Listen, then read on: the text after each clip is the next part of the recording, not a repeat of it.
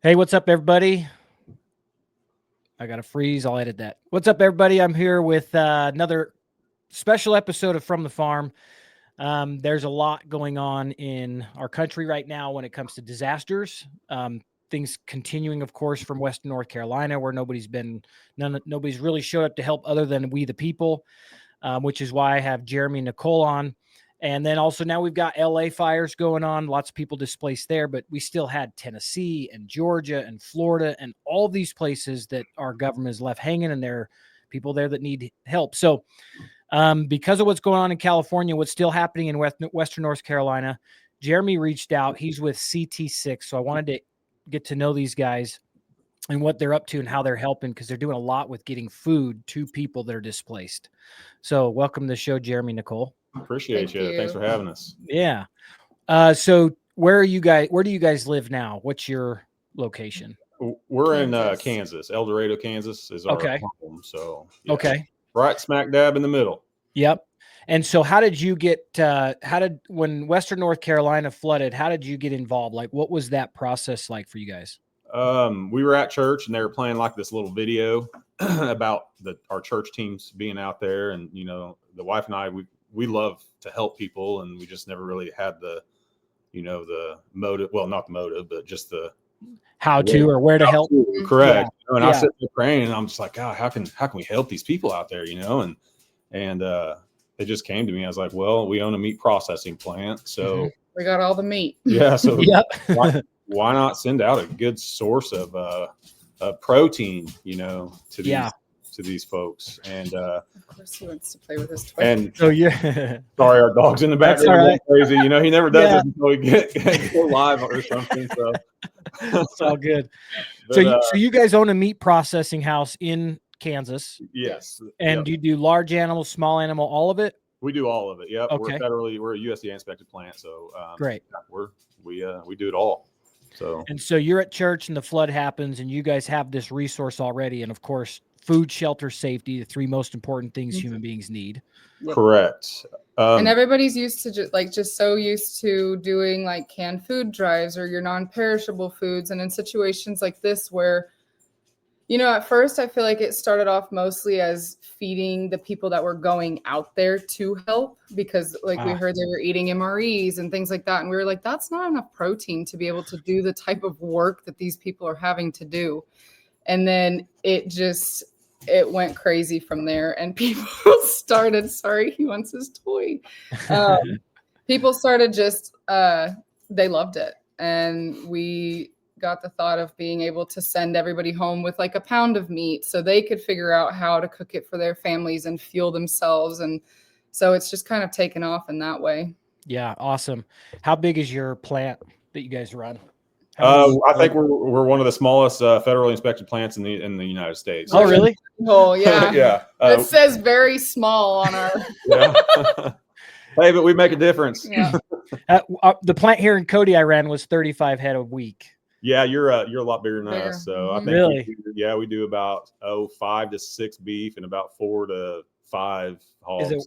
Is it worth it being USDA at that volume? 100%, yeah, because we do a lot of wholesale stuff. So there's a grocery chain here in Kansas that carries our sausage, and us going federal allowed them to send it to their stores in Nebraska and Missouri. So we're slowly growing that way. So that's why we went federal. So yeah, awesome.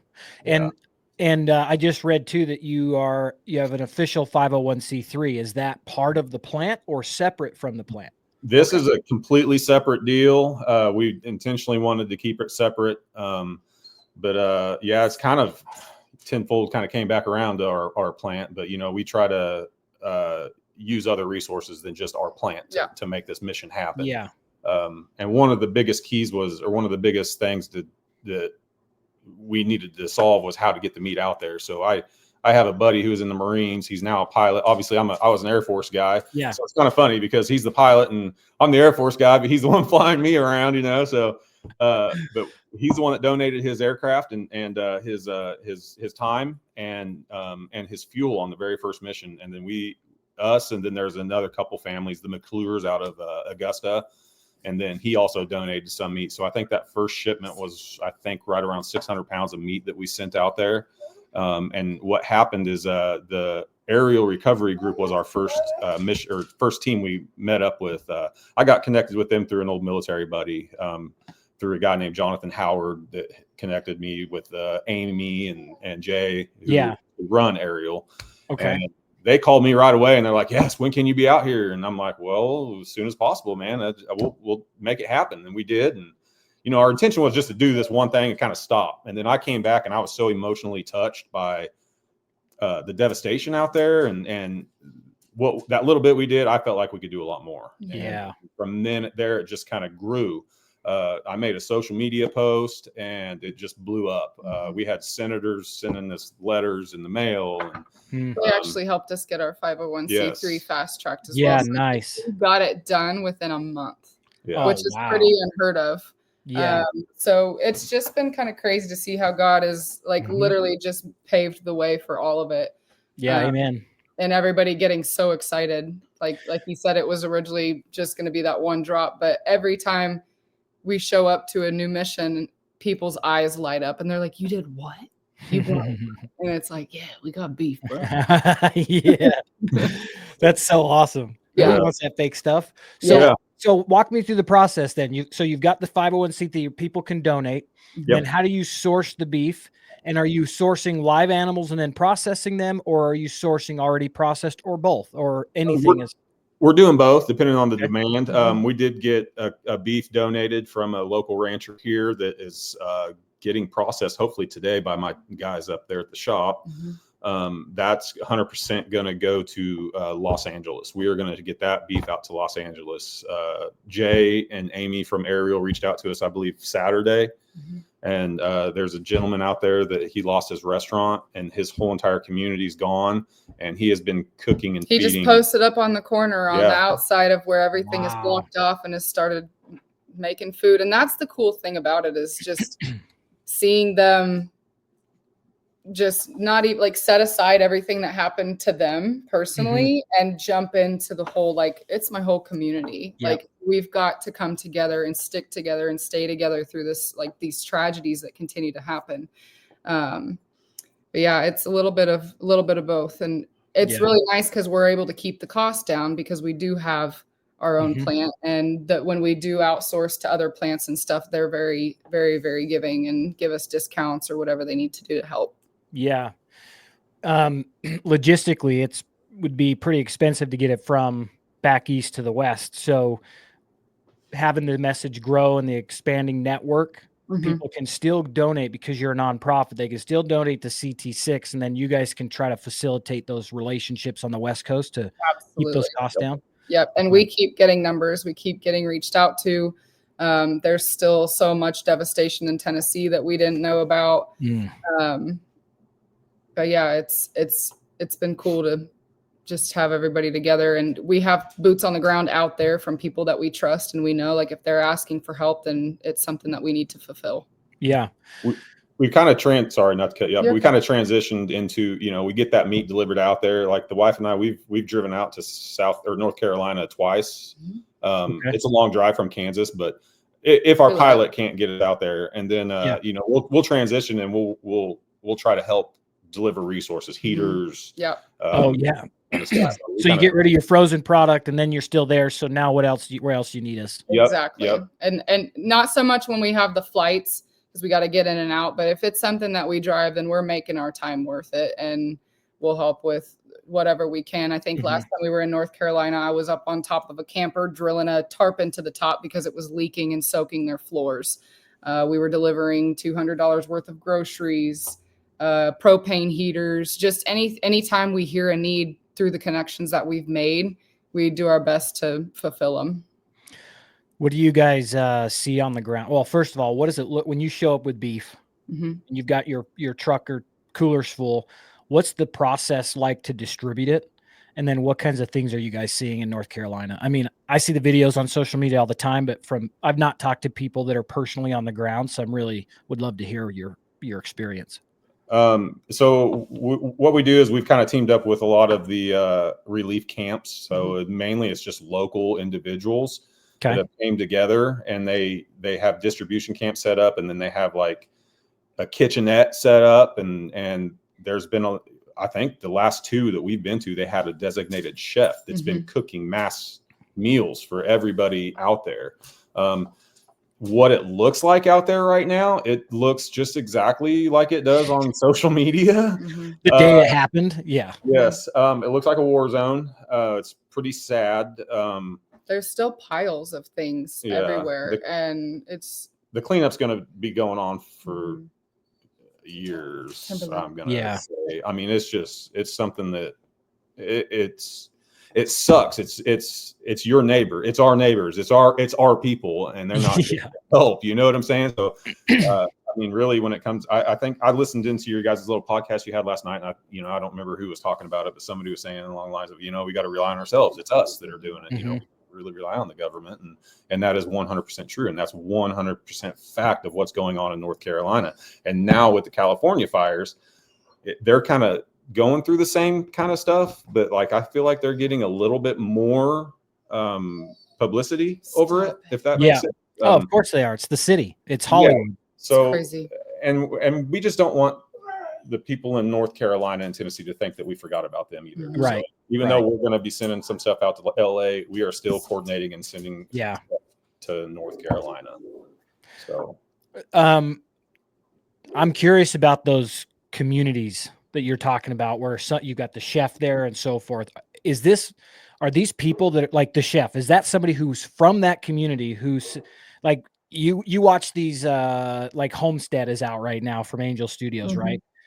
World falls apart and community comes together, and now they have roles. Is that what you're seeing? Like these aren't government officials. These aren't agencies supporting this. Is literally your house flooded, my house flooded. We have only each other to rely on. So let's come together and survive. That's exactly what it is. 100%. That is so crazy. That's what I'm like. When are we going to acknowledge as America that we have a massive humanitarian crisis? Things that we only thought happened in third world countries is happening in our borders.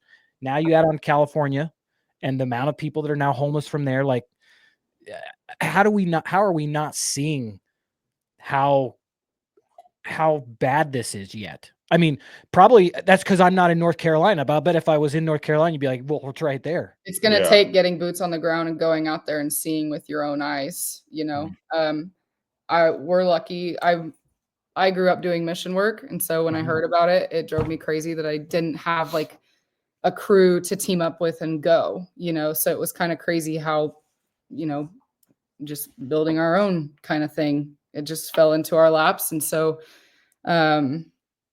but once you get out there, it's bigger than anything you could have ever thought. I mean, like I said, you see the videos, but then when you get out there in person and you see a tree trunk that's like Jeremy and I standing next to each other combined, just like flattened because of water.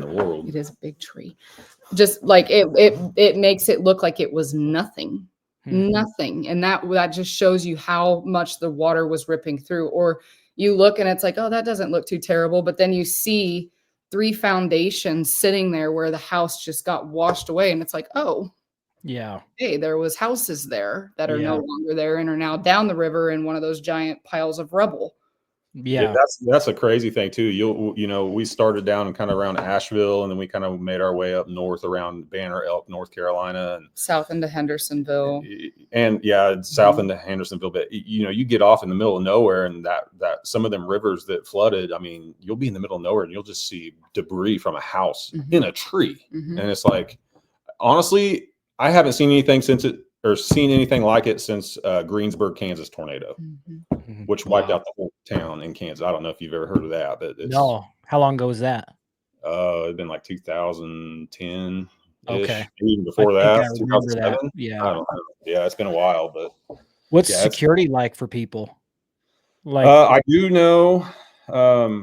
Local PD, local sheriff reestablished, or no? I think so. I think they're doing pretty well. And, a lot of the people out there are kind of policing their own. I mean, like this one camp we were at had a Marine veteran that was staying in an A-frame camper, and he was their security. And so he kind of just dealt with any issues. So back to the food thing, right? Because preservation and having it's food, it's going to spoil. How are they managing that? So you show up with your beef. Are they pretty, is is there so much need that pretty much what you're giving them, they're cooking that day or in the next couple of days, and we really hope there's somebody else following up with more supplies, or what? Yeah, I talked to the chef. He text messaged me a couple of days ago, and he said that he's on his last bit of burger that we took him out, a week ago, 2 weeks ago. He said he's making a big meatloaf for everybody, which, and this guy isn't even from there. He's from he came and traveled up. Yeah, he came and traveled up to do this. Yeah. And Wow. him and his wife are living in a tent or not a tent, but a camper just with them, alongside them. And he says, I will feed them until they're back on their feet. Like, I will be here he's there for the long haul. And I told him, I was like, we'll keep bringing what you need as long as we can, as long as we have, the resources coming in to be able to provide that for them. So like that guy, so if they don't have like a reefer truck or something that they can put cold storage into, then we do like every time we take something out, we're buying a 150-gallon cooler, which they can, thank goodness, but not thank goodness, it's been freezing up there. So they were able to put it in the cooler and just leave it, and it's fine. It stays frozen. But a couple of the other places, they've had like actual freezers and things like that. And that is one of our goals, is to be able to buy even chest freezers and bring a generator so they can just plug that in and they have it. And maybe not this go around. I mean, there's going to be natural disasters for the rest of our lives. But that's definitely one of our goals, is to be able to provide them with an actual freezer to help them get through. And if they keep it, they keep it. If they donate it to somebody else down the road, a food bank or something, then that's fine. But I don't think we've really run into any issues with storage or anything like that. No, a lot of them have been running off chest freezers with generators that don't have. We've been getting a lot of generator donations through another group that we work alongside. Yeah, I saw a video a couple days ago on social, the 3-mile long line of cars waiting for propane because winter hit. And so in the camps, are they making community meals? So when you go there, you're giving it to a chef that the chef is then making. That's a refugee camp? Yeah, it is. No, 100%. That's exactly. And a lot of these people haven't even lived in campers before. So they had no idea that they needed to protect it from the winter, the cold. Yeah. Their feet were going to freeze. Their pipes were going to freeze. They had no clue. And a lot of these campers have been donated. So they might leak. They might have mold. And with the freeze coming in as soon as it came in, nobody was prepared. No one was prepared. And I think Ariel went in a couple days before us and moved 5 tent cities out into a safer area. Wow. It's just taken everybody by absolute surprise. I mean, winter obviously comes, it's January, but for that detrimental of a situation to happen and then be followed up so soon by winter is legitimately a perfect storm. Yeah. My goodness. What is the general morale of the people in the camps? Inspiring. It's really, insane. Yeah. They are very resilient, and it will inspire you. Yeah. It will motivate you. And they just have you just have incredible conversations. It makes you feel like the things you're going through are minimal. One of the hardest conversations I had, we teamed up with Ariel and we threw and helped them with a Christmas party that they threw for a community that got completely wiped out. And that was a fun one. Yeah, it was really cool to talk with. You got to listen firsthand. And I was talking to this lady, and she's like, "So you guys are the ones that brought the burger?" And we're like, "Yeah." And they're like, that their son, who's in high school, was like, "Oh, this is so awesome! I actually can have good meals for like my school lunches. I love this." Like, and I'm just like, "Oh man, let me bring you more." Like, it just. I see why you guys are so driven. For that one. Yeah, we made a bunch of chili, and then we had like a bunch of 1-pounders left over. So we sent them home with like to-go boxes of the chili, and then we made green beans, cornbread, I think, and macaroni. So we made those, and then everybody got to take that. They got to take a bag of apples. They got to take a Christmas tree. They got to take a pound of meat home to do with whatever they please or however much fed their family. Like, honestly, we don't pick and choose, Yeah. If you need it, you need it. I'm not going to sit here and tell you can't take it. Like, we can always bring more. But just to hear some of the things that those people had to go through was, I mean. Yeah. Wow. You're just like, what the heck? Well, I want to keep this fairly short so people will watch it. And I think we got really right to the meat and potatoes of what we're discussing here. So how can people get involved? How can they support what you're doing? Like, where's all the places they can go to really get involved in what you guys are doing? We have an Instagram and a Facebook. Just type in Cal Team 6 and it should pop up, and there will be a link in the bio on Instagram. We have a GoFundMe, which you should be able to search Cal Team 6 as well. They can also reach that on the PeabodySausage.com, our company website. If Yeah. they scroll to the bottom, we have that at the bottom link. of our company website as well. Cool. So, We're trying to streamline everything. Like I said, this is just blown up, and I'm like, Yeah. we're help. learning. We are learning. So yeah, thankfully we have a really good team of, you know, an accountant and logistics and management and all of that stuff. Yeah. Social media in itself is a whole other ball game. Yeah. You know, and you just, I mean, when you're out there, you get so caught up in the moment, and honestly, you feel like I feel bad bringing out my camera to share things, just because it's such a personal thing. Yeah. And you don't want to intrude on anybody's stuff. But I mean, just as long as we're staying true to our mission and what we're doing and explaining what we're doing, like, hey, we're trying to bring y'all beef. Okay. Yeah. Yeah. This helps us bring people need to see. People need to see what's going on. And I feel like we have a pretty decent platform, like personally ourselves, and a lot of people that watch what we're doing already. And so, you know, if we bring something to attention, a lot of people like to listen. Yep. Or they know that if we're putting our time and effort into it, it's not something that we're just farting around with, you know. Yeah. This has become such a passion project for us, and something I never thought that I would be doing. But like I said, God works in crazy ways. And I was literally just telling my mom, like, before all this happened, like, I need to find another mission team. Like, I miss it. I was supposed to go to Africa before COVID hit and all these things. And God had you where you were supposed to be then. And then I was like, boom. And I was like, yeah, okay. Yeah. Here we go. Guess I'm building my own. Yep. Guess I'm doing it myself. Yeah.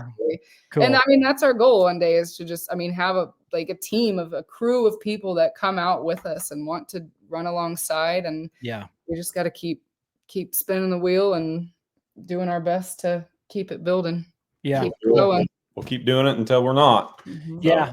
Well, I'm glad you guys are. It makes me happy knowing there's a lot of people out there, because there's, you know, a lot of times there's nowhere else we'd rather be than supporting. But then you've got your bills, and so only those who are really, God's got them in a position where they can go do that kind of work. But then we can support in other ways, whether it's getting the message out there and keep sharing. I mean, we're so lucky to have social media right now, because this would have been gone and out of the news cycle like it already is. But then there would have been nobody else talking about it without social media, and these people would be way worse off.